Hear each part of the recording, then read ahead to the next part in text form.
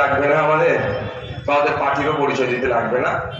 আজকে এখানে আমরা রক্তদান শিবিরে এসেছি। সকাল থেকে রক্তদান শিবিরের কার্যক্রম চলেছে, এখন সেটা একটা সভায় পরিণত হয়েছে।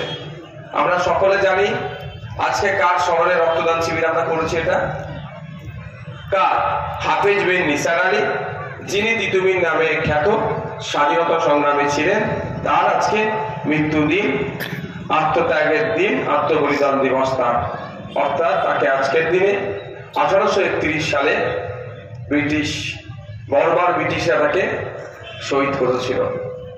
আজকে সকাল থেকে রক্তদান শিবিরের কাজ চলেছে। কত সকাল থেকে 150 রক্তদাতা রক্ত দিয়েছেন। এখন জনসমাবেশ হচ্ছে। আমি গুটি কয়েক কথা রক্তদানের উপকারিতা নিয়ে বলবো।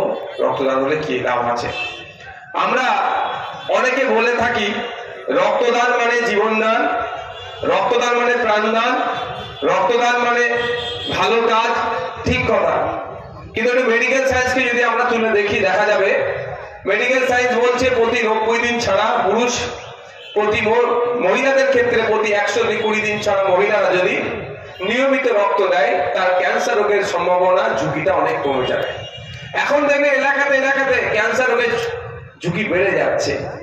এর থেকে পরিত্রাণ পেতে চাইলে আপনি আমি যদি নিয়মিত রক্তদান দিতে থাকি, তাহলে এটা ঝুঁকি কমবে। তাহলে রক্ত দিলে অন্যের যেমন প্রাণ বাঁচতে পারে, রক্ত দিলে অন্যের শরীর সুস্থ হবে, ঠিক সাথে সাথে নিয়মিত রক্ত দিলে আপনারও শরীর ভালো থাকবে। পৃথিবীর 10টি ভয়ঙ্কর রোগের মধ্যে একটি রোগ হচ্ছে ক্যান্সার। সেই ক্যান্সারের ঝুঁকি কমবে।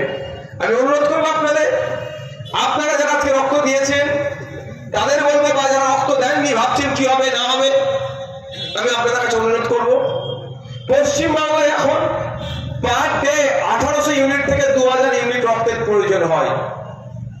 পুরো পশ্চিমবাংলায় এত রক্তের দরকার হয়। সেই রক্তের যোগান পশ্চিমবাংলা যে সরকার নামক সার্কাস চালাচ্ছে, এরা দিতে পারে না। আপনাকে আমাকে এগিয়ে আসতে হবে। যেমন যাদের রক্তের প্রয়োজন হচ্ছে, রক্তের ব্যবস্থা করতে হবে। সাথে সাথে আপনার আমার স্বাস্থ্য যাতে ভালো থাকে, তারও ব্যবস্থা নিজেকেই দায়িত্ব নিতে হবে। মেডিকেল সায়েন্স বলছে প্রতি 90 দিন ছাড়া কোনো পুরুষ যদি রক্ত দেয়, তার স্ট্রোকের সম্ভাবনা অনেক কমে যাবে। আর এখন আপনাদের পাড়াতে, মহল্লাতে, বুথে, ওয়ার্ডে, কান পাতলে দেখা যাবে ইয়াং ছেলে স্ট্রোকের আক্রান্ত হচ্ছে না। শুধু বয়স্ক নয়, নারী পুরুষ নির্বিশেষে যারা ইয়াং জেনারেশন, আমাদের মতো যারা 30 থেকে 40-এর কোটায় বয়স, তারাও স্ট্রোকে আক্রান্ত হচ্ছে। আর যারা স্ট্রোকে আক্রান্ত হয়, তার 80% মানুষ যদিও বেঁচে যায়, কিন্তু জীবনের মতো তারা বিকলাঙ্গ হয়ে যায়। জীবনের মতো তারা আর স্বাভাবিক জীবন যাপন করতে পারে না। সারা জীবন তারা ওই অবস্থায় তাদের বাকি দিনগুলোকে পার করে।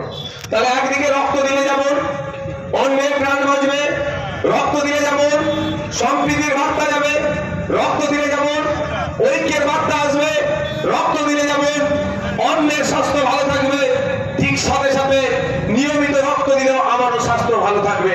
তাই আমি আশা করবো যারা ভাবেন রক্ত দিলে কি হবেন না হবেন, আমি তাদের বলি, আপনি রক্ত আজকে দিলেন, সর্বোচ্চ 18 থেকে 22 দিনের মধ্যে আপনার শরীরে আবার নতুন রক্ত যা দিলেন সেটাই আবার তৈরি হয়ে যাবে। ভয় পাওয়ার কোনো জায়গা নাই।